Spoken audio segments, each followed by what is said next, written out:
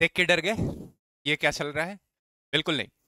अगर आप एचपीसीएल के एग्जाम के लिए जीटी और जीएस को लेके परेशान है तो बिल्कुल डरने की जरूरत नहीं है। टॉपर स्टॉक में ऑलरेडी जीटी और जीएस के लिए रिलेटेड अंकित कुमार चौबे द्वारा इलेक्ट्रिकल इंजीनियरिंग में जीटी जीएस को क्वालिफाई करके सेलेक्ट किए हैं और वहां पे इन्होंने ऑलरेडी टिप्स बताया है कि कैसे जीटी और जीएस को, जीटी और जीडी को क्वालिफाई किया जाए। जो जीटी आपके एग्जाम में आ रहा है उसको कैसे क्वालिफाई किया जाए और पीआई को कैसे क्वालिफाई किया जाए, इसके कुछ टिप्स मैं आपको यहाँ पे वीडियो, इस टॉपर स्टॉक के वीडियो का जो टिप्स है उसको मैं आपको ऐड करके दे रहा हूँ। डेफिनेटली इसको फॉलो करिएगा, वेरी हेल्पफुल होने वाला है।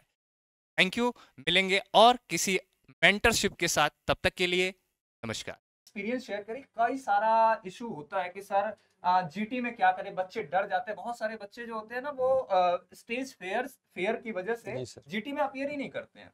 तो आपको क्या लगता है, मतलब उनको क्या सजेशन देना चाहिए? और अपना थोड़ा सा एक्सपीरियंस शेयर करिए जीटी का भी और पीआई का भी। तो सबसे पहले आप जरा जीटी के बारे में बताइए, जिसको आप ग्रुप टास्क कहते हैं। उसमें आपको कौन सा टास्क दिया गया और आपने क्या स्टार्ट किया वहां से? जब हम लोग गए वहाँ पे स्पेशल में 6 जून को मेरा वहाँ पे जो इंटरव्यू था और जीटी था, तो सबसे पहले ग्रुप टास्क वाला जो स्टेज था वो था। तो हम लोग गए वहाँ पे, हम लोग को ग्रुप में डिवाइड किया गया। फिर हम लोग गए, एंट्री किए वहाँ पे। काफ़ी जो ऑब्जर्वर थे वहाँ पे, एग्जामिनर्स थे, वो बैठे हुए थे। हम लोग को पैनल थे और हम लोग को साइड में बैठाया गया था। तो 8 लोगों की ग्रुप थी हम लोगों की। तो उसमें क्या हुआ था सर कि हम जो फेस किए थे, पहले हम लोगों का सर 9 ग्रुप बना था। 9 ग्रुप बना था, 8 ग्रुप बना था और 8 ग्रुप बना था। अच्छा। 9 ग्रुप जो पहले गए उसमें सर मात्र 3 सेलेक्ट हुए। तो हम लोग को कहीं ना कहीं उस चीज का फियर होने लगा कि बहुत कम सिलेक्शन है। फिर हम लोग क्या किए कि उसमें क्या हुआ था सर कि कॉन्फ्लिक्ट हो गया था। बच्चे कॉन्फ्लिक्ट कर देते थे ग्रुप टास्क में, मतलब आपस में बहस करने लगते थे। तो हम लोगों ने क्या स्ट्रेटजी बनाया कि जो हम लोगों का ग्रुप था सर, उसमें हम लोगों ने आपस में डिस्कशन किया कि इंट्रोड्यूस कौन करना चाहता है। अच्छा, पहले से ही आप लोगों ने स्ट्रेटेजी कर लिया कि स्टार्ट कौन करेगा, वेरी गुड। हाँ, कंक्लूड कौन करेगा। हाँ। और बीच में जो भी बोलेगा उसके बातों को जो है काटना नहीं है। हाँ। उसको बस वो करना है, एग्री करना है। और जो बोल रहा है उसको कम से कम 3-4 लाइन बोलने के बाद ही आप वो जैसे ही उस पिच को अपना लो करे, अगर सेंटेंस खत्म करने वाला हो तो नेक्स्ट बंदा उसमें आके फिर अपना बोलेगा बात। कोई भी कॉन्फ्लिक्ट नहीं करेगा किसी मैटर पे। तो इसके वजह से हम लोगों के 8 ग्रुप में से 6 लड़के सर सेलेक्ट हुए गए थे। तो जीटी का सर टॉपिक जहां तक बात है, तो जीटी का टॉपिक ये था कि आपको 10 मिनट पहले पढ़ने को दिया जाएगा। उसमें 10 मिनट सभी लोगों को वहाँ पेन पेपर रहेगा और एक पेज, पूरा पेज में लिखा हुआ रहता है सिचुएशन, वहाँ पे इंग्लिश हिंदी बोथ में। तो जो सिचुएशन रहता है, तो हमारा सिचुएशन क्या था, टेक्निकल फील्ड, जैसे हम लोगों का इलेक्ट्रिकल है सर, तो इलेक्ट्रिकल से रिलेटेड फॉल्ट था, माल फंक्शनिंग था कि एक अलार्म बजता है। किसी भी एचपीसीएल वेयर हाउस था एक, उसमें एक अलार्म बजता है। अलार्म बजने के बाद फिर बताया जाता है कि कोई आग लग गई है, मतलब फायर अलार्म जो होता है सर वो बजता है। तो फिर फायर एक्सटिंग्विशर वालों को वो किया जाता है, फिर वर्कर को आउट किया जाता है। इसके बाद फिर चेक हुआ तो पता चला कि अलार्म का इशू इसलिए था कि स्पार्किंग हो रही थी। अच्छा। तो फिर इलेक्ट्रिशियन को बुलाया जाता था। तो उसमें सर ये बताया गया था कि जो वर्कर्स हैं उसको बाहर किए, उसको कैसे हैंडल करेंगे आप, वो सिचुएशन दोबारा क्रिएट ना हो उसके लिए आप क्या करेंगे, आप सेफ्टी के पर्पज से आप क्या कर सकते हैं, ऐसे क्वेश्चंस लिखा हुआ था सर। इसके बाद जो कॉन्ट्रैक्टर्स हैं उनको भी हम लोग को फुलफिलमेंट कराना है। और कुछ हम लोगों के जो इक्विपमेंट्स थे वो गड़बड़ हो चुके हैं, तो कैसे उसको फुलफिल कराएंगे हम कॉन्ट्रैक्टर्स को उसके दौरान। तो ये सब कंडीशन था सर। और 10 मिनट पढ़ने को मिला हम लोगों को, पूरा टाइम मिला उस दौरान, और 15 मिनट डिस्कशन के लिए मिला था सर। तो उस दौरान जो भी अपना पॉइंट है अपनी अपना अपना नोट करता था। और कहीं ना कहीं जीटी में ये भी लगता है सर कि जो उस दौरान भी आपको आइडियाज आते हैं, जब लोग बताने लगते हैं तो उस दौरान आइडियाज आते हैं कि हम ये भी पॉइंट ऐड कर सकते हैं। तो उस दौरान ऐसे हुआ था सर।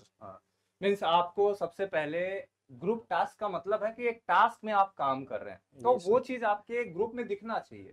तो इन लोगों ने पहले ही डिसाइड कर लिया कि हमें एक मिलके काम करना है, टास्क बना के काम करना है। अगर आप कॉन्फ्लिक्ट कर लेंगे तो ग्रुप टास्क रहा कहाँ, तो उसमें सिलेक्शन का चांस आपका डिक्रीज हो जाता है। Very good, very good.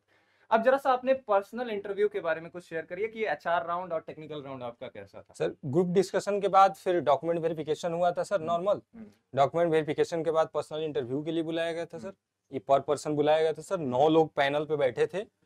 9 लोग बैठे थे, हमें लगता है 2-3 लोग ऑब्जर्व कर रहे थे उस चीज को, हमें लग रहा है कि साइकाट्रिस्ट है जो भी हो, वो ऑब्जर्व पर थे, बस ऑब्जर्व कर रहे थे चीजों को। एचआर होते ही हैं जी उसी सर, का ह्यूमन उससे रिसोर्सेज का। हाँ। फिर 7 लोग थे सर, वो क्वेश्चंस पूछे सर हमसे।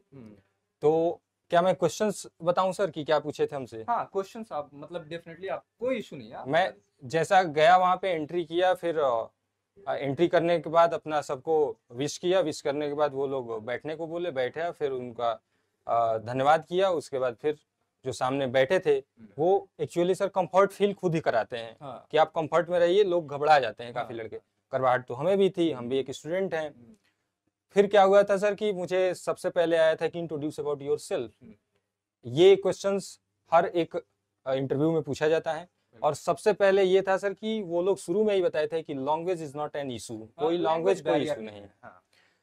तो इंट्रोड्यूस करने को ब्रीफ इंट्रोडक्शन मैंने दिया। फिर उन्होंने ये पूछा कि जो आपके मदर एंड फादर ऑक्यूपेशन के बारे में पूछा, मैंने मदर एंड फादर ऑक्यूपेशन के बारे में बताया। फिर हमसे पूछे कि as you mention that you are job near about 1 year, then why are you quit your job. सबसे पहले मैंने जॉब क्यों छोड़ा था, ये तो मैं पहले ही भाप लिया था, ये जरूर पूछेंगे कि आखिर जॉब मैंने क्यों छोड़ा था। तो इसका पहले से ही थोड़ा बहुत ब्रीफ आपको भी अपने थिंकिंग से सोचना चाहिए कि हमसे क्या क्या चीजें पूछी जा सकती हैं, उन सब चीजों की आपको तैयारी पहले से ही करनी होती है। तो मैंने बताया कि वर्क प्रोग्रेस वहाँ बहुत ज्यादा नहीं था, और इन्वायरमेंटल कंडीशन के बारे में बताया था कि जैसे स्टील प्लांट हैं सर, डस्ट वगैरह रहते हैं, तो इन्वायरमेंटल कंडीशन के बारे में बताया कि environmental condition is not so good there. तो ये 2 चीजें मैं बताया था। फिर उसके बाद कहे कि आप स्टील इंडस्ट्री में जॉब किए थे, तो क्या आपका रोल था। हाँ।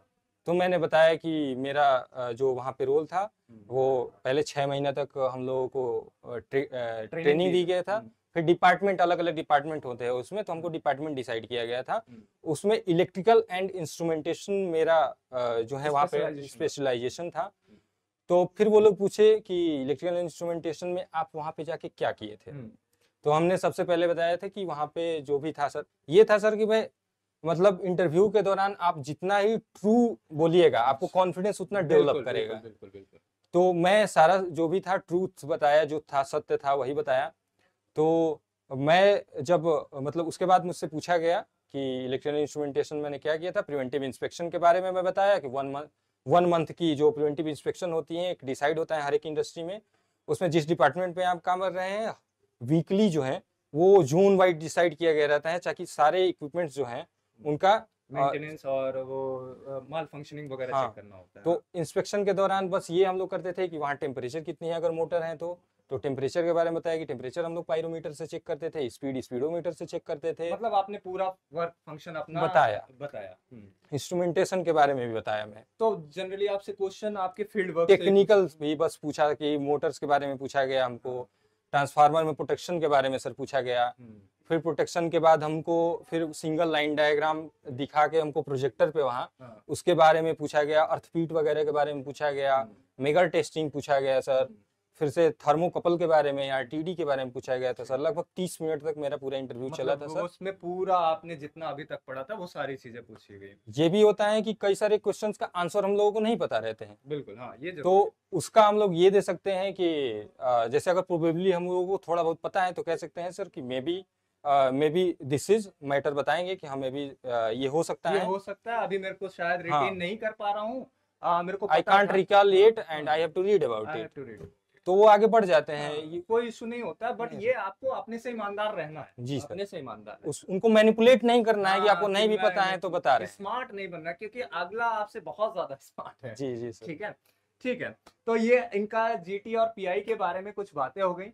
अब छोटी सी एक बात आपसे ये है कि जो यहाँ पे आपके जूनियर्स आते हैं, वो बहुत सारे बच्चे हमारे पास आते भी हैं, तो वो कभी कभार क्या कर देते हैं कि ऑनलाइन प्लेटफॉर्म चूज करें या ऑफलाइन चूज करें, इसमें बहुत सारा कंफ्यूजन होता है। जैसे आपने कहा कि सर अगर मैं ऑफलाइन नहीं किया हो तो शायद मेरे लिए ये पॉसिबल था ही नहीं कि मैं इस मतलब अपने कंफर्ट जोन से यहाँ पे आ सकूं, जॉब को क्विट करके फिर से एक नया डिसीजन ले सकूं और फिर से यहाँ पे आके मैं अपने इस फाइनेंशियल कंडीशन के साथ स्टेबल हो सकूं। जी सर। तो आप क्या सजेस्ट करना चाहेंगे, मतलब क्या बेस्ट हो सकता है?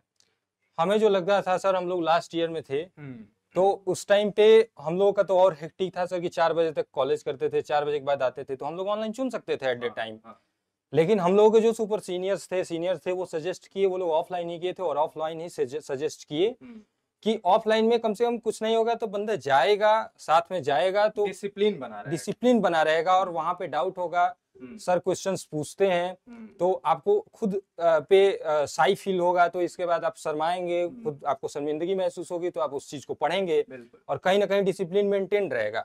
जबकि ऑनलाइन में ऐसा नहीं हो पाता है, वो पर्सन टू पर्सन डिपेंड करता है। कोई लोग ऑनलाइन में भी ये बैलेंस कर पाते हैं कि अपना सारा चीज छोड़ के उस चीज को कवर कर पाते हैं।